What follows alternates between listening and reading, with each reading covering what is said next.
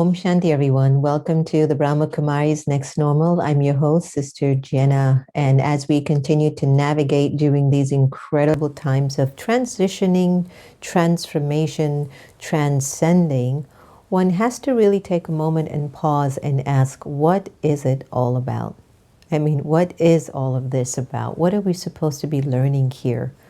Where are we supposed to go with all of the changes that have been thrusted upon us?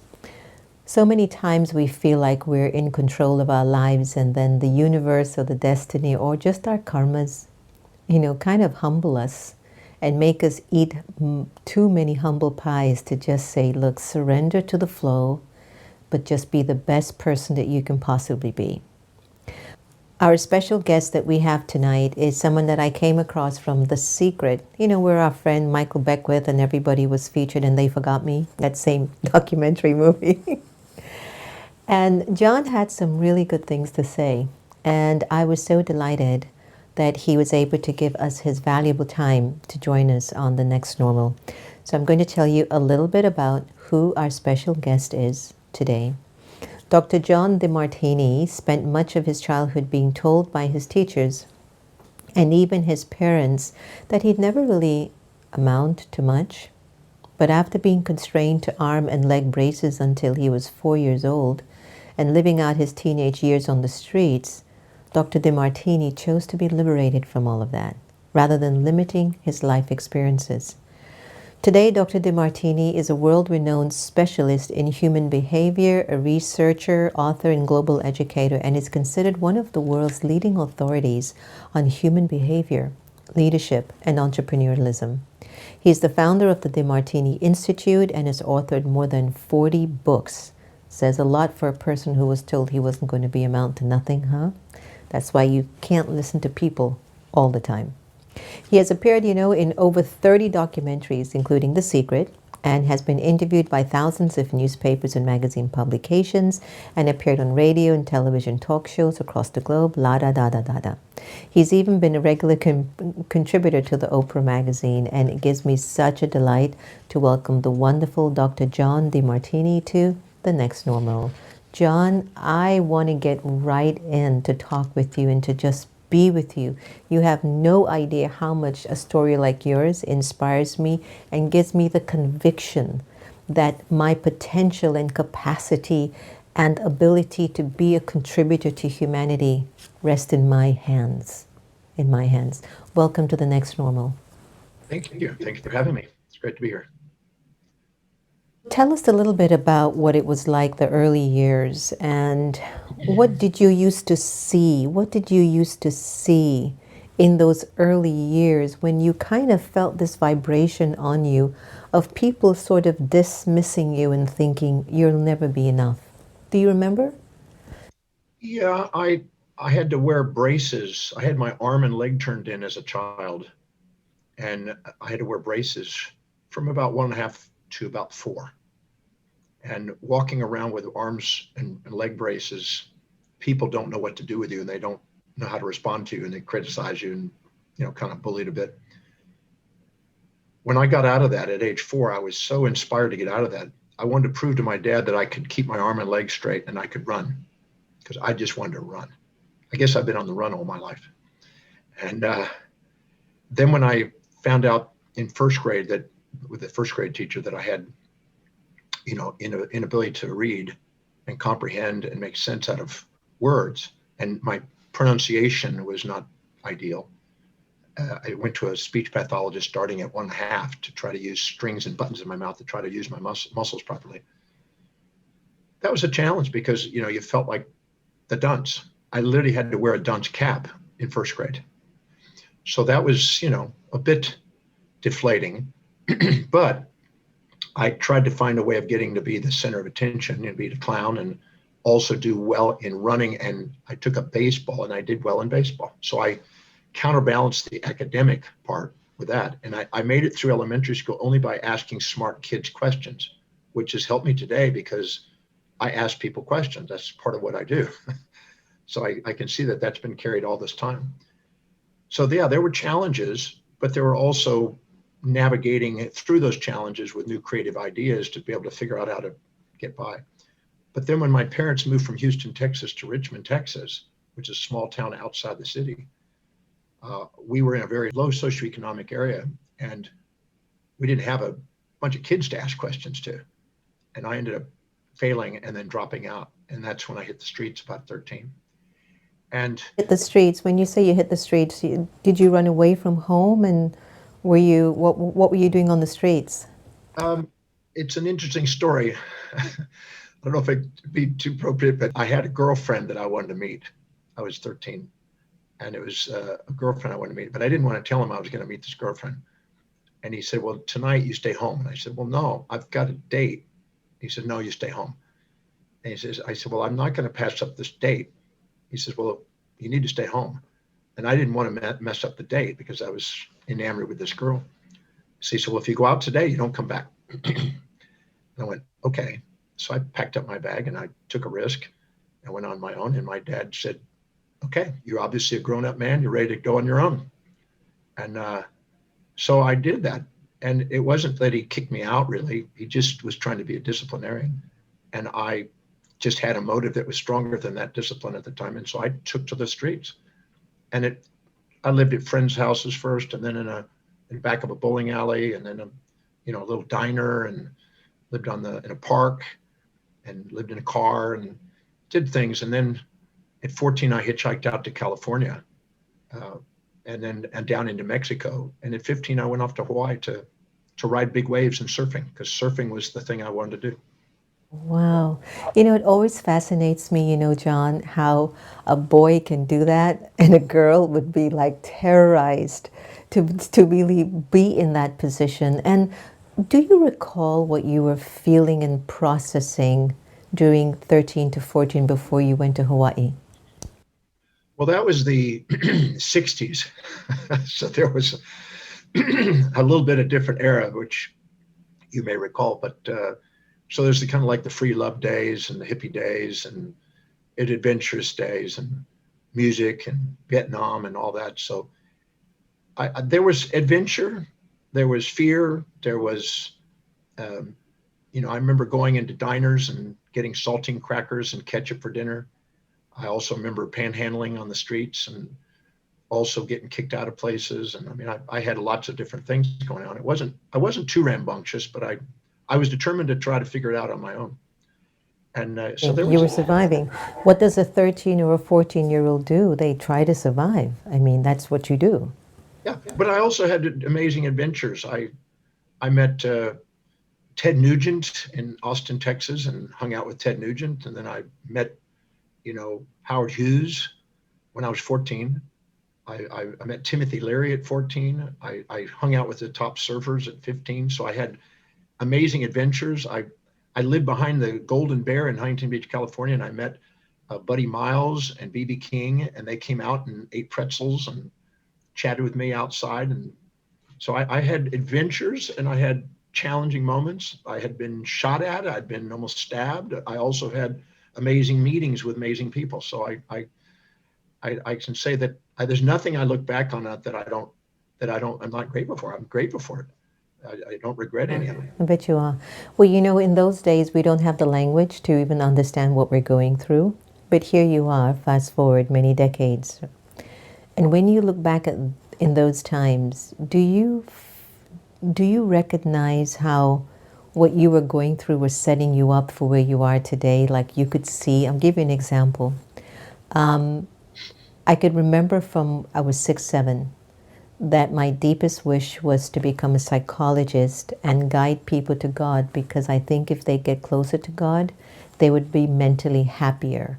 And the reason why I had that drive was because of a relative that suffered with very, very intense depression.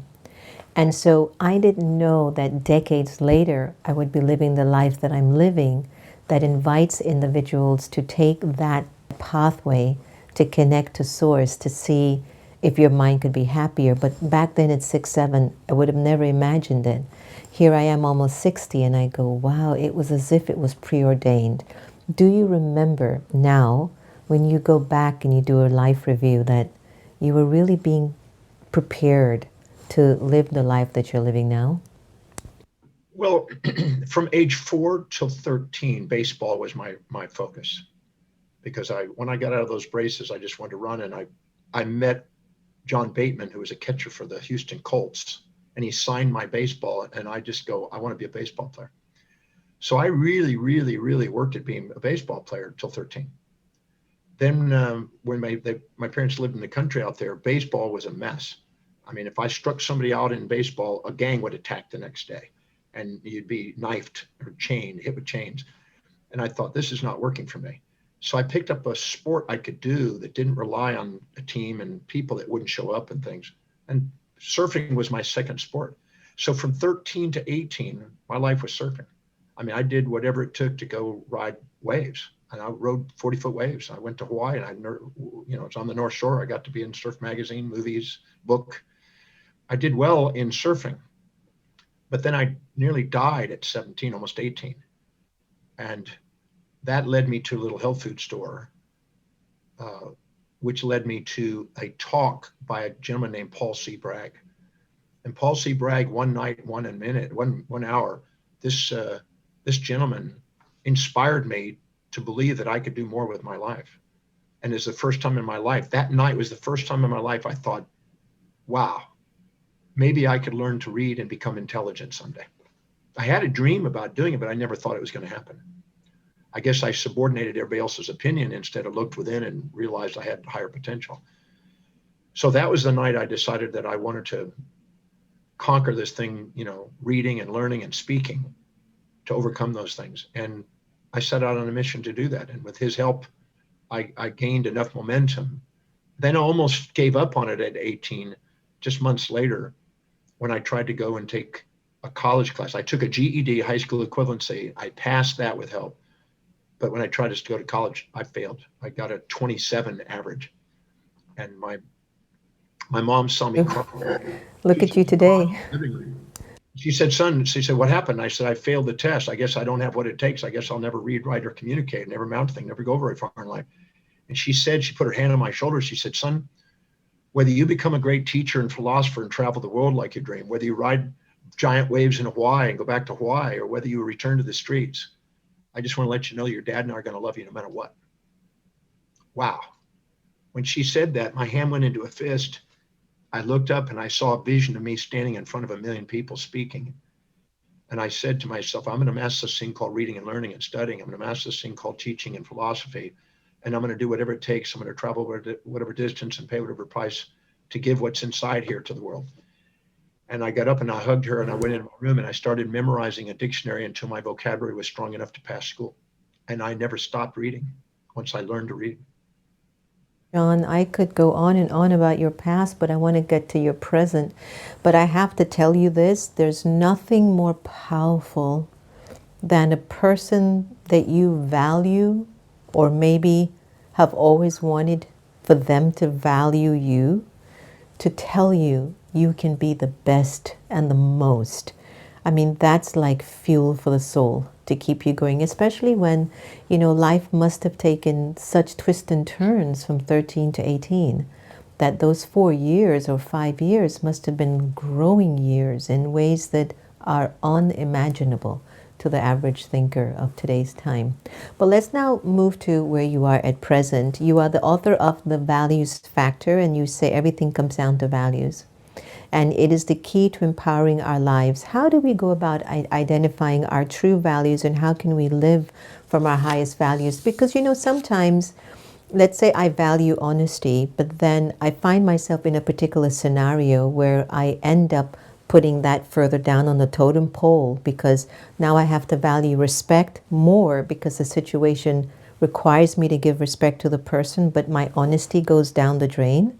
So sometimes the value game can be such a juggling act. I mean, is there a place that you can come from within yourself where your core innate spiritual values will consistently stay in your decision-making factor?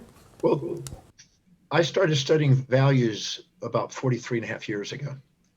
And I noticed that many people were confusing social idealisms with values. And they were telling me if you asked them what they valued, they would say, truth and honesty and peace and integrity and all this. But I wasn't seeing what their life was demonstrating. And I thought, what their life demonstrates is more important than what they say. So I looked at, because your perceptions, decisions, and actions are a reflection of what you value.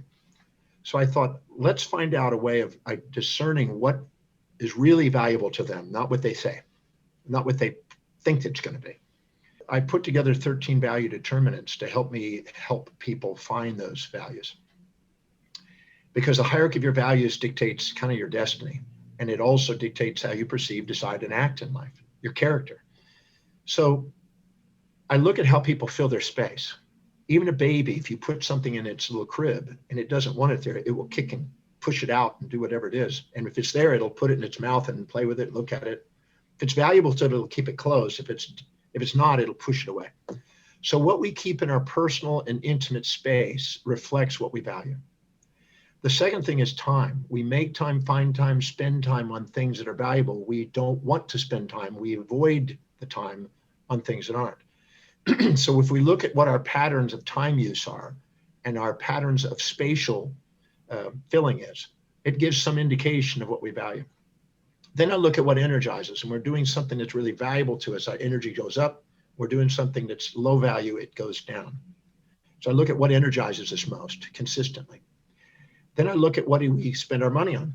When it's something valuable, we'll make money, find money, spend money on things that are valuable, but we don't want to spend money on things that aren't.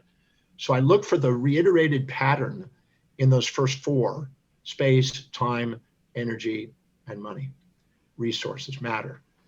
Then I look at what you think about, what you visualize, what you affirm inside yourself about how you would love your life to be that is showing evidence of coming true.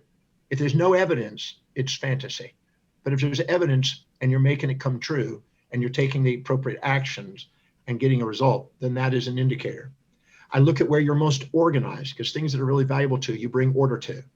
I look at where you're spontaneously, intrinsically disciplined, because I know that that's where when it's really important to you, you automatically do it intrinsically. You don't have to be motivated. Motivation is a symptom, never a solution.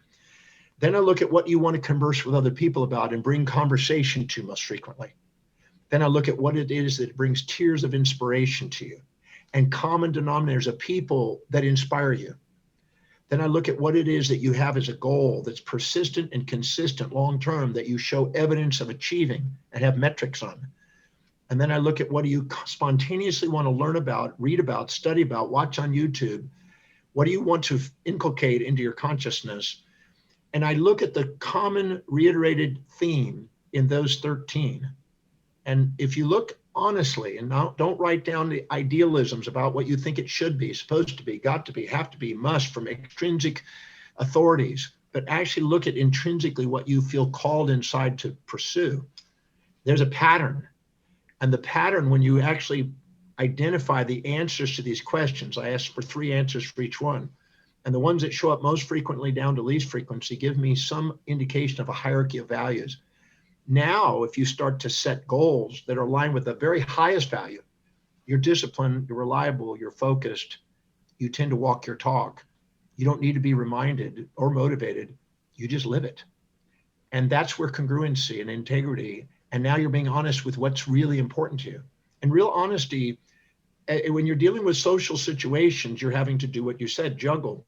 But when you're honest with yourself about what's really important to you, there's a power there and a magnetism there and an exemplification of what's possible for human beings that magnetize opportunities that synchronously, coincidentally allow them to fulfill their innermost dominant thought in a strategic, incrementally momentum building way. So finding out what they value most is the first thing, and then start prioritizing their life. Because if they fill their day with high priority actions, their self-worth goes up. If they fill it with low priority distractions, it goes down. So giving themselves permission to be authentic to what's integral to what they value most, where they spontaneously want to contribute philanthropically to the world with that and be compensated, remunerated for that gives people a self-actualized path. Very beautiful. Let's look at the value of honesty. It's something I talk a lot about. I think it's because I want it for myself so deeply at a spiritual level. I can honestly say at a particular high percentage, I'm very honest with the way that I think, the thoughts that are coming in my consciousness, where they're going, where the motivations are of these thoughts. Some of them I will approve of some of them I will not approve of, right? And of course, my interactions with people really are, I'm focused on and keeping those as honest as I possibly can. But tell us a little bit about what is the behavior, the energy, the personality that you have observed in a very honest person, spiritually honest and physically honest. Um, well, first I have to develop that. I hope you don't mind. We have what is called a subjective bias, a confirmation bias and a disconfirmation bias on our reality. And we meet people. Sometimes we'll walk in a mall and we'll see somebody that we think is more intelligent than us, more business savvy than us, more financial aware than us, more stable in our relationship, more socially influential, more physically fit or attractive, or maybe more spiritually aware or something. And we sometimes exaggerate them, and we have a subjective bias, a confirmation bias on all the positives, and we have a disconfirmation bias on the negatives, and we admire them and look up to them and kind of minimize ourselves. And when we minimize ourselves, we're kind of deflating ourselves, which is not really being integral or honest with ourselves. And we're exaggerating them and not really being honest with them. It's a subjective biased opinion that we think is an honest opinion at the moment. We can also reverse that and look down on somebody and think that we're more intelligent and more business savvy and things. And if we put them on the pedestal or put them in the pit, we minimize ourselves or put ourselves on a pedestal to compensate. And whenever we exaggerate or minimize ourselves to others and are too proud or too humble to admit what we see in them is inside us, and we have deflective awareness where we don't see a reflection inside them and us, we think we're being honest with our opinion, but we're actually subjectively biased in our interpretation of our reality. And therefore, we think we're being integral and honest when we're actually not. And when all of a sudden we realize that what we see in them, we look inside ourselves and ask, go, John, go to a moment where and when you perceive yourself displaying or demonstrating that same or similar specific behavior. And where was it? When was it? Who did I do it to? And who perceives me that way? And own that, the things we admire and despise, and own that with pure reflection. Now we're actually integral and honest with ourselves and open up to all of us instead of trying to pretend half of us is not there and live in sort of a skewed view of ourselves. So what we think is honest sometimes is subjective opinions. And what's truly honest is an authentic expression of an inspired state that is a reward for being truly integral and objective and being willing to be mindful to see both sides of others and both sides of ourselves. I always say at the level of the essence of the soul, nothing's missing in us. At the level of the existence of the senses, things appear to be missing in us. And those things are things we're too proud or too humble to admit we have that we see in other people. And we realize when we see all that inside ourselves, then we have true integrity, true honesty, not an opinion honesty, that we've labeled it subjectively with our bias that's a socially acceptable form. Tell you, John, that it's one of the most beautiful processes to go through. It's when you're able to really look within yourself and really be open with what's going on. And I like that part about the subjective biases in which, you're either too high or too low. And all of this internal work that we do will give us an opportunity to check where we're coming from. And I have to say, one of the gifts of the pandemic and, being isolated for all the time that we were isolated is really to see things in myself that I always knew was there, but the things that I needed to toss, things that I just needed to transform, and things that I needed to keep. And now perception is changing everywhere. People are seeing things with a different inner sight. We're just changing, whether we want to or not. So perception is a big thing. People make choices based on their perception. But how do we go about changing perception when a lot of the ways that we've seen the world has been so materially driven? I mean, the reason why so many lives were lost in the United States of America is that the decisions were mostly made based on economy, not on the well-being of the people's lives, right? So how do we go about transforming perception when maybe we've been thinking money is the most important thing, forget people? And now we're moving towards what we call in my spiritual community of the Brahma Kumaris, we're moving into a golden aged existence, which means a civilization of people who just have self-esteem and self-worth, right? So no one's going to take advantage of anyone. So how does the transformation of perception change? Because the world is changing, right, John? And we are all changing. And it's starting with the way that we're seeing ourselves and the world. What are your thoughts? Oh boy, we'll need a couple of months on that one. But I'll start with an exercise that I did 36 years ago. I decided to do a little research project on myself. And because I noticed that many times the things I was saying to others, as Chomsky said, language isn't just for others, language is to say things to others so you can hear it yourself. And I started to look very carefully at my own reflection. And I went to the Oxford Dictionary, which is the largest dictionary I could find. And I underlined or circled every human behavioral trait I could find. Things that I looked up to or down on, didn't matter, just any trait I could find. And I underlined it. Then out to the side, I wrote down, who do I know in my own experience that reflects or expresses that trait to the fullest or to the highest level? Positive or negative traits, depending on how you want to look at it. And then I went in there and looked in my life, where and when have I displayed those behaviors to the same degree as the most extreme individual that I could see? And I didn't stop. I dug really deep. I found 4,628 individual behavioral traits in there that I neurotically went through and identified inside myself, every one of them. I found out that the only thing that we get our buttons pushed by when people speak to us, both admirably or despicably, is the things that we're too proud or too humble to admit that we have in ourselves. And that's what causes us reactions. If we're admiring somebody, we're too humble to admit it. If we're despising somebody, we're too proud to admit it. So I went in there and owned them all. And any trait that I skewed my subjective bias into the positive or negative side, I looked for the downsides on the things that I had looked up on. And I looked at the upsides on the one I got down on, because I realized that sometimes human beings project and assume their bias onto the universe instead of honor the universe in its wholeness. And so I basically looked deeply at those and found out that all of those traits have stood the test of time and were on the planet for ultimate purpose, but I was too narrow-minded to see it all.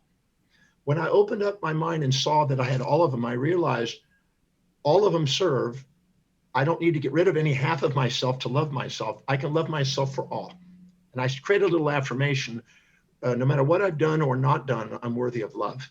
And that allowed me to be a lot more open and receptive to every human being. Then I realized in the study of values that the complete plethora of values, the spectrum of values across the world, as Montaigne showed, was vast. And there was a need for every value. There were some people that were very intellectually oriented. There's some people very business oriented, and some that are very financial oriented, and some that are very metaphysical and spiritually esoteric almost. Others, physically oriented, and some social leaders, and some family oriented. And I found that everybody had a place in the world and was needed. And I had a tendency to want to project my values onto the world and assume that and filter my reality through my values, and then kind of label things good or bad according to those values, instead of open up and imagine that I'm looking through everybody's filter. I'm looking through everybody's pair of perspective. And then I realized that there was a higher scheme to it that I didn't see, a higher order to why everybody plays a role. And that allowed me to love people without projecting as easily. In the process of doing it, I found out that everybody has a place. There's people out there that are dedicated to economics and and they make decisions according to those values, and others dedicated to their humanitarian family orientation. So my job wasn't to make any of them right or wrong. My job was to find out how they communicated and try to express a way where everyone can get something out of it. How do we make sure we save lives in a way that's also economically sensible? How do we go and help people in their overall health at the same time, making sure that they're having time with their family and making sure they're doing something that's a social cause so they feel that they've contributed? How can they actually get present and see the hidden order in the chaos that they're having so they can be present spiritually no matter what happens? I started asking questions so I could see a overarching hidden order in the apparent chaos that I normally judged. And that was I think that the human being has the capacity. It has something that the animals don't have. It has the capacity with its soul to extract meaning out of all existence, all existential experiences. We can find the essence of love in all of them. And so I tried Jump in to. here. Let me jump in here. What were some of the questions that you asked yourself? Because I think that's really important for our audience to hear. Well, I first asked the question whenever I had a subjective bias on somebody and I was either impulsively attracted or instinctually repulsive to them, I realized that why am I doing that? What is it about my values that I'm now projecting onto them? Because if I went to somebody and I said, you're always nice, you're never mean, you're always kind, you're never cruel, they would have an intuitive kind of BS meter that would go off and said, no. And I say, you're always mean, you're never nice, you're always cruel, you're never kind. Nope. Sometimes you're nice, sometimes you're mean, sometimes you're kind, sometimes you're cruel, like I had. They go, yep. So they had this kind of intuitive psychostat that knew that they had a little of everything. And they had a kind of an idealism of trying to get rid of half of themselves and only be one-sided, which seemed to be futile. And so I started asking people, instead of assuming that that was a positive or that was a negative, because I realized that was a very narrowed absolutist view instead of a more relativist understanding, I started asking what's the upsides to what I think are down and what are the downsides I think I'm up. So I'm not infatuated or resentful to people, because whatever I'm infatuated or resentful to, they occupy space and time in mind and run me extrinsically. And so I started to think, okay, so if I'm infatuated, what specific trait, action, or inaction do I perceive them displaying or demonstrating that I admire most? Okay, now go to a moment where and when I perceive myself displaying that, and I'd own it 100%, quantitatively, qualitatively. And I noticed that my judgment of them leveled, and I didn't have them on a pedestal, and I didn't minimize myself as much. And I have reflection, and I felt resonant with them, more intimate. I always say intimacy is the ability to see pure reflection in them. And then I asked, so go to a moment where and when I perceive them displaying this, and how is it a downside? I'm just enamored with the idea of the upside, but what are the downsides? And I realized, oh, their kind niceness was actually robbing people of accountability. They were doing things for people without giving them the responsibility to find out how to achieve things on their own. And I started looking both sides. And I Plato helped me understand that in his dialogues, and Zeno in his dialectic. And I then started to think, you know what? My first interpretation that I think is an honest interpretation was a subjective bias. Do I have the courage to be myself and look deeper so I don't have my skewed view, but I actually go inside and find myself in all of that? And the same thing on the resentment, I'd ask these questions, and then I'd find the upsides to them. And the second I did, I had my heart open, because the second I brought them into balance and I had mindfulness instead of mind halfness, I felt gratitude and love for them for revealing to me the parts that I've been too proud or too humble to admit that I have. And then I saw them as a teacher to teach me how to transcend my own judgment so I could love the individual. And I felt then a hidden order, a connection with the universe, a panpsychic connection, a transcendent spiritual awareness that made me in awe with tears in my eyes. And I always saw that tears in my eyes were confirmations that I'm now seeing things really integrally. Yeah, I get that very much. You know, you've been talking so many powerful and beautiful things, and a lot of it is about the soul. And as you even mentioned about the whole conversation of having an intimate connection, I look at that as soul consciousness, that when I can talk to you, the soul, and come from my own place of the soul, there's a very deep, intimate bond between me and another. versus if I look at them from the color of their skin or their gender, their religion, or the way that they're dressed. It just reduces so much of what the relationship could actually be worth, in the long run. But nowadays, there is an industry that's increasing, which has a lot of grief, a sense of sorrow, a loss, fear, anxiety. It's not that that industry hasn't been around, it has been around for a while. But we're also finding that as technology gives us the opportunity to tap into those emotions altogether, millions of people can look at a viral video and get the same emotion, whether it's grief or loss. It's a very debilitating feeling, and yet it has played a very big role in our development in its own way. Can you share with us, John, any steps that you've used to overcome a sense of grief or loss? And I have to tell you another dimension of this. Let's say that life is okay. There really isn't any grief or loss. But when you really go deeper inside of the soul, you feel a sense of loss or grief, which is actually connecting to the soul in previous lives. It has nothing to do with this one. Is there anything that you might be aware of that could be a technique that can help someone who's listening today to be able to take that step away from being too comfortable with the energy of loss or grief or sorrow? Well, I've been studying grief since really 1979 and developed a methodology on grief that's been researched. We've used in Christchurch earthquake, the tsunami in Japan, the earthquake in Japan. We've used it, and I have about 6,000 or 7,000 facilitators using the method now. And I found out something about grief. I first was down in El Salvador surfing in 1979, the summer. And I ran into a 300 group procession of people celebrating and cheering and having a great time and dressed in color and white and everything else. And I asked them, "¿Qué pasa? What's happening here?"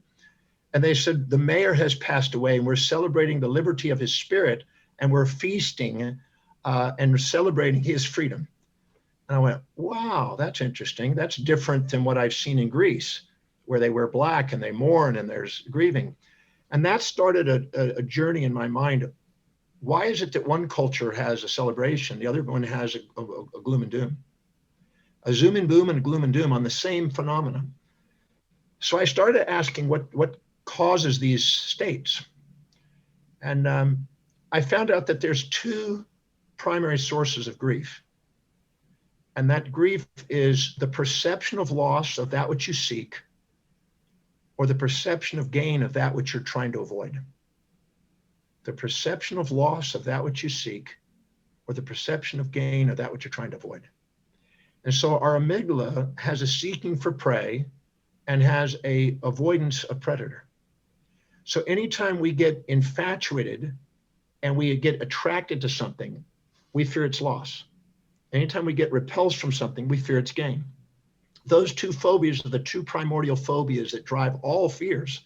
So if we fear that we're going to have bills, that's a phobia. We grieve bills. Or if we lose money, that can be a fear for people. Or we have people that we really want to be with and they disappear, there's grief. Or people we don't want to be around because we're judging them, grief. So our judgments and our subjective biases, and the more polarized and more subjectively distorted they are, the more they accentuate these states. We recently had a death in an Iranian general, Soleimani, I believe. And the people, 5 million people went out in Iran. I'd been to Iran and spoken there. And 5 million people went out and grieved the loss of this general because they had him as a hero. But in some places in America, they had him as a terrorist. And nobody grieved the loss of him because they saw him as a predator, not a prey. They were looking up to him, that's prey. We're looking down on him, supposedly predator. So as long as we have these polarized view, we're now creating those sensational experiences because of our perception.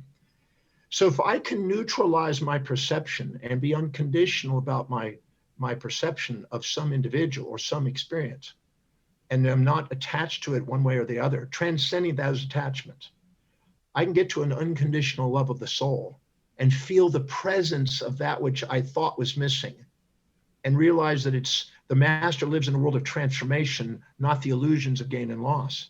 So I developed a methodology to ask questions, to make people aware, to neutralize their perception, to dissolve the grief. So there's not essential, it's not a biological essentialness, and it actually prolonged grief syndrome is actually causing all kinds of health problems, immune problems, digestive problems, cardiovascular problems, etc.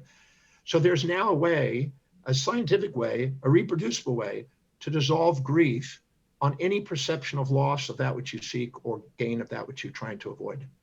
And is simply asking questions and holding people accountable to balance out their perception and reach a state of unconditional love, not infatuation, where they're conscious of the upsides and unconscious of the downsides, or resentful, where they're conscious of the downsides and unconscious of the others.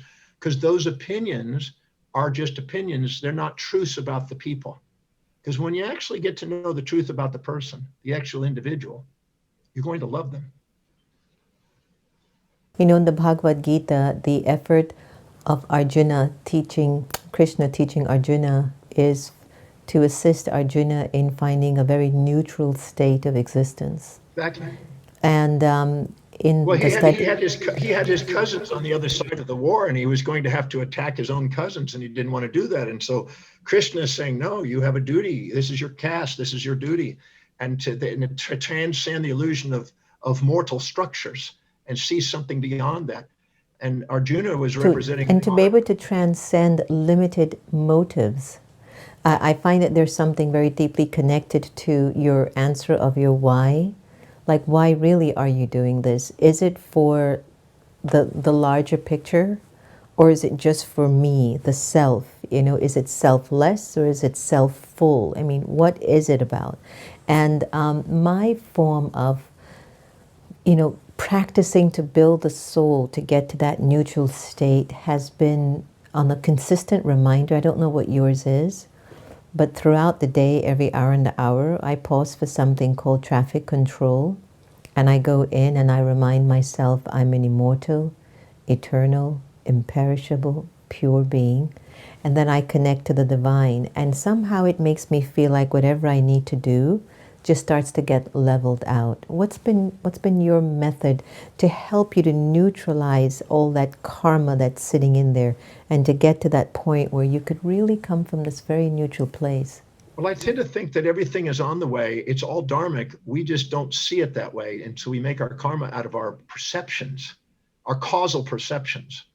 Because anytime we separate cause and effect, and we blame or give credit externally, extrinsically, instead of realizing it's a reflection within, we separate the inseparables, divide the indivisibles, and create a arrow of time which separates things over time and creates this causality, which is the karmic wheel, if you will, the samsara wheel. So we have the capacity to become so present and realize that nothing is ever gained or lost. It's transformed, and have that immortal, eternal state. And so that statement is a great affirmation, which means a condition of firmness in one's mind, of a great principle that I think that we sometimes get lost in our day-to-day causal world and miss out on. So a good reminder, a checkup on the neck up on an hourly basis is a great wise thing to do. I try to do it both ways. I do a top-down, bottom-up approach. I take perceptions when I get sensations in my body that's either attraction or repulsion, parasympathetic or sympathetic. I have an autonomic laterality instead of actually bringing myself to center. So I use those symptoms of my physiology and symptoms of all areas of my life, which are feedback mechanisms, to catalyze me, to remind me of that state. And then I also have questions to make me aware of the other side, because the quality of your life is based on the quality of the questions you ask. If you ask questions that allow you to see the side you're ignoring in your awareness and center yourself by having those balanced, you then return back to the state of unconditional love, the soul. And so a top-down and a bottom-up approach to me has been useful to my life. But that affirmation, very similar to what I have in my life. You know, I'll break it down to something really simple that you said. it's being able to really check what you're feeling to determine where you're going. Like I've noticed that I've become a lot more sensitive with my feelings. Like even if I'm speaking to somebody and I can feel a little bit of ego or anger or frustration, I go, wait, where are you going with this? What do you want? And it's been interesting to keep doing this self-checking with all my interactions, even if I'm on the phone. Like today I had to work on transferring our light from one house to another because we've just acquired a new retreat center. So we're leaving where we are now to another space. And, there were like these issues. I didn't remember my code to get in. And then I go, I have to process this and feel this through, because if I get agitated, they're not going to even help me. And it was really nice to find somebody who knew what they were doing to help me bypass the fact that I could not remember what my password was. And I think that mentality of really checking that you're not coming from that resistance and that fear and that limit. And I'm just remembering now as I'm speaking to you, John, and every one of you out there, there was a time when walking with that vibration in me was natural. I mean, it was just natural to be tense, to be fear-based, to limit my life, or to think, I can't do this, and this is yours, and this is not. Now it's like, I don't know who I am. Show me. And then I can learn from all of this openness. Your life is now deemed a great success. And even though you might look at it in dollars and lectures and travels and experiences, we all know success boils down to, are you happy with yourself? And I'm sure that you are. But looking at all of your successes now, why is giving back so important to you? Because you do that. Share with us a little bit about that. Well, I don't label myself a success. I say I'm a man on a mission. I just label it that way. Because I always say, the second you think you're successful, you're probably on your way down. And the second you think you're a failure, you're probably on your way up. One's a depurposing, one's a repurposing, adjustment, and feedback system to the authentic self. So I don't really attach to those labels. But I know that looking and studying physiology, and I taught neurology and brain research for long years. I believe that we have a sensory cortex and a motor cortex for a reason. And the motor cortex is for service, and the sensory cortex is for reward. And if I try to get something for nothing, narcissistically, unfulfillment. If I try to give something altruistically and sacrifice myself, eventually I get unfulfillment. When I try to find that the reflection I see in them is a reflection of me, and I bring those into equanimity within myself and equity between them, I have the most sustainable, fair exchange. And then I'm rewarding other people. And so it's not because of, some sort of discipline. It's also because I've just realized that's what works. It's what brings fulfillment. It seems to get the greatest results. So you eventually bang your head against the wall until you finally realize that's what the universe is trying to give you, a sustainable, fair exchange with people. And if you exaggerate yourself and minimize them, it doesn't work. It's non-sustainable. And if you minimize yourself and exaggerate them, you also learn a lesson. So I'm not interested in exaggerating or minimizing myself or other people, ultimately. I'm just interested in doing what I feel is my mission.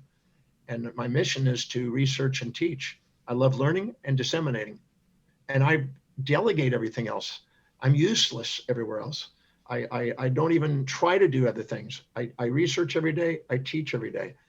I haven't driven a car in 31 years. I haven't cooked since I was 24. I don't do administrative work. I don't do anything that requires, lower value activities for me. I only stick to the top 3 values that I research, write, and teach, period.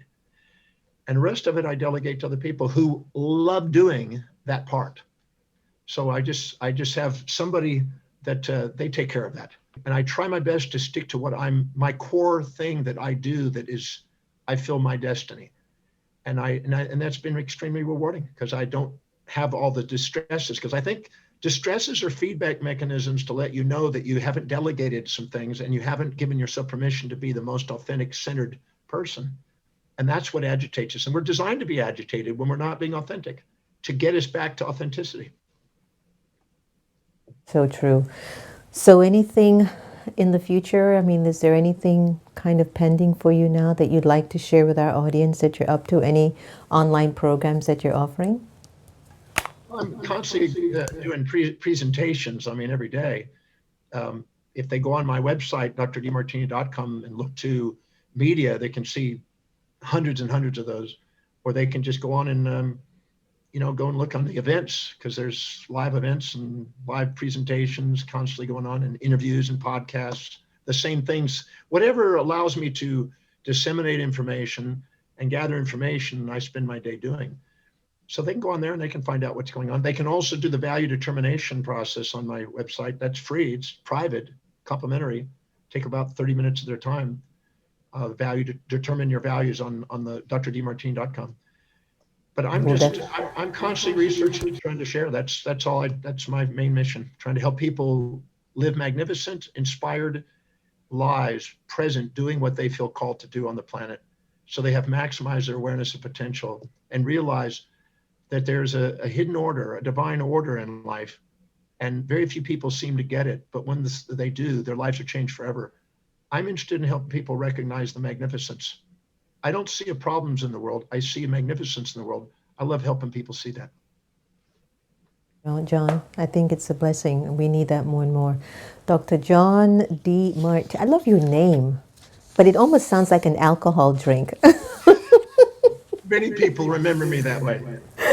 But I'll anyway, take that martini. I know. John, thank you so much for joining us on The Next Normal. And if you don't mind, I definitely would like us to continue with our conversation and expand it even more, because what you've offered us in this hour has been so rich, but it's also quite transformative. And I'm sure everybody who actually tunes into this will definitely take away something to make their lives better. So we thank you for that. Oh, thank you. Appreciate it. I'd love to do it anytime. All right, everyone. I am sure you have taken a lot from Dr. John Demartini, and it's one of these programs, one of our special programs that you can just replay over and over again. You'll definitely find some tool to help you to move forward. As you all know, our deepest and purest feeling for your lives is that it becomes a better version, that you can live this life that just has divinity and grace and beauty and peace and power while you run your corporation, while you produce your movies, while you stay in your marriage, while you take care of the kids, while you sweep the floor, while you work in HR, do IT, whatever it is, that somehow you can bring the best of you in everything that you do. Thank you for joining us on The Next Normal. I will see you again soon. Be well, be safe, and Om Shanti. Take care.